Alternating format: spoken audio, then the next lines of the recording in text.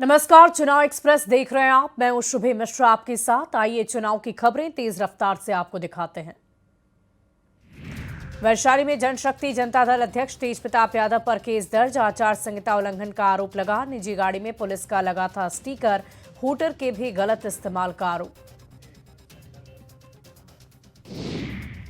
RJD में ticket के लिए 2,70,00,000 रुपए मांगने के आरोप लगे। मधुबन से टिकट चाह रहे मदन शाह ने कुर्ता फाड़ प्रदर्शन किया। कांग्रेस में टिकट के खेल में पप्पू यादव की एंट्री। अफवाह कालम ने पार्टी नेतृत्व पर लगाए करोड़ों में टिकट बेचने का आरोप। राजेश राम के साथ बातचीत का ऑडियो वायरल। न्यूज 18 से बातचीत की। मोतिहारी के चिरैया में कार्यकर्ताओं ने आरजेडी का पोस्टर फाड़ा। आरजेडी कार्यकर्ता को टिकट नहीं मिलने से नाराज। केंद्रीय मंत्री गिरिराज सिंह ने महागठबंधन और आरजेडी पर टिकट बंटवारे में पैसे के लेन देन के आरोप पर दिया है बयान। कहा यह सब लोकतंत्र को शर्मसार करने वाला दृश्य। मोतिहारी में डिप्टी सीएम सम्राट चौधरी ने लालू प्रसाद पर बोला हमला। कहा बिहार की जनता बिहार में गुंडा राज की वापसी नहीं करने वाली। भागलपुर के कहलगांव सीट पर महागठबंधन के बीच हुआ कलह। कांग्रेस उम्मीदवार प्रवीण सिंह कुशवाहा और आरजेडी से झारखंड सरकार में मंत्री संजय यादव के बेटे रजनीश यादव चुनावी मैदान में।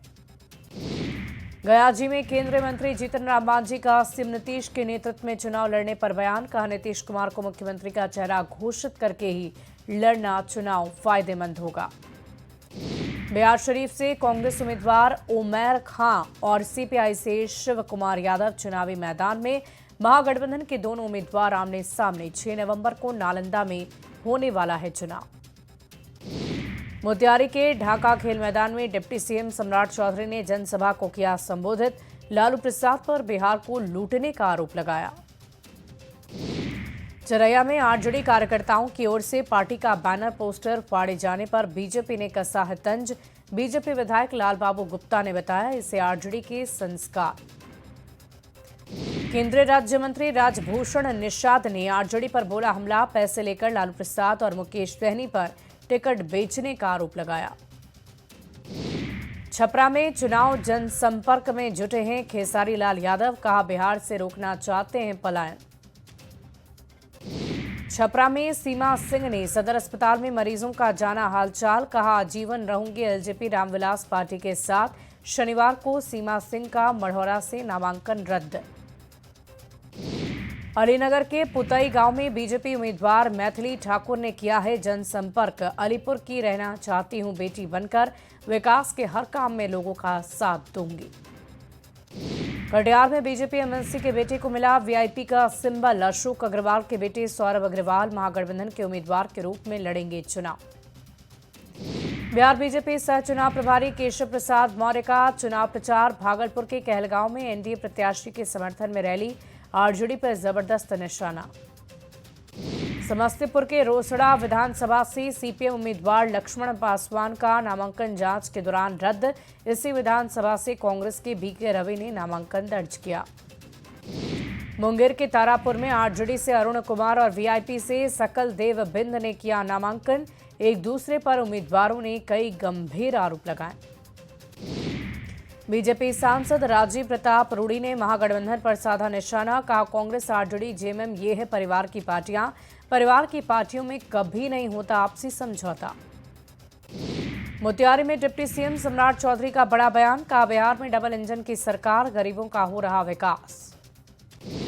24 अक्टूबर से बिहार में उतरेंगे प्रधानमंत्री नरेंद्र मोदी। समस्तीपुर से करेंगे प्रचार प्रसार की शुरुआत। पहले चरण की वोटिंग के दिन भी गरजेंगे पीएम। बेगूसराय में केंद्रीय मंत्री गिरिराज सिंह ने पीएम मोदी के दौरे पर दिया बयान। पीएम मोदी के दौरे से आसपास के जिले में दिखेगा सकारात्मक प्रभाव। बाढ़ में सांसद ललन सिंह ने एनडीए उम्मीदवार सियाराम सिंह के साथ पंचायतों में चलाए जनसंपर्क अभियान। ललन सिंह ने महागठबंधन पर हमला बोला।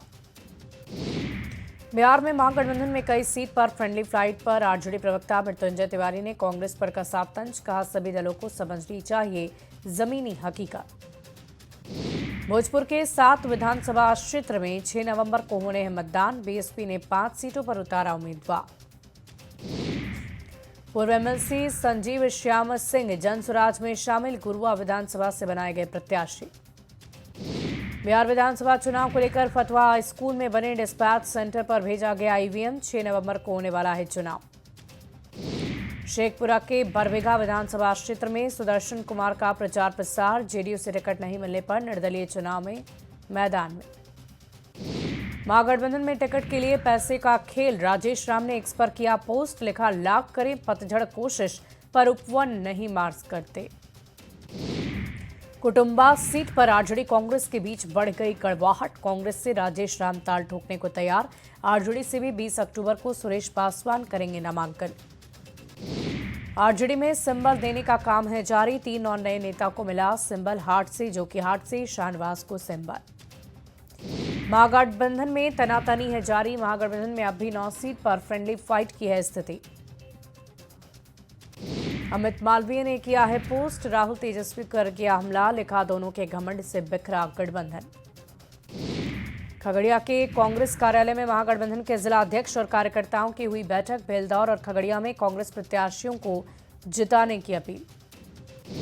महागठबंधन पर सम्राट चौधरी का निशाना, लिखा लठ बंधन में बिखराव जारी। चुनाव से पहले ऐसी भगदड़, आगे क्या होगा। आरजेडी में शुरू हुई बगावत। ऋतु जायसवाल ने खोला मोर्चा, निर्दलीय चुनाव लड़ने का ऐलान। आरजेडी सांसद सुधाकर सिंह का बड़ा बयान, कहा बागी उम्मीदवारों को सबक सिखाएगी आरजेडी।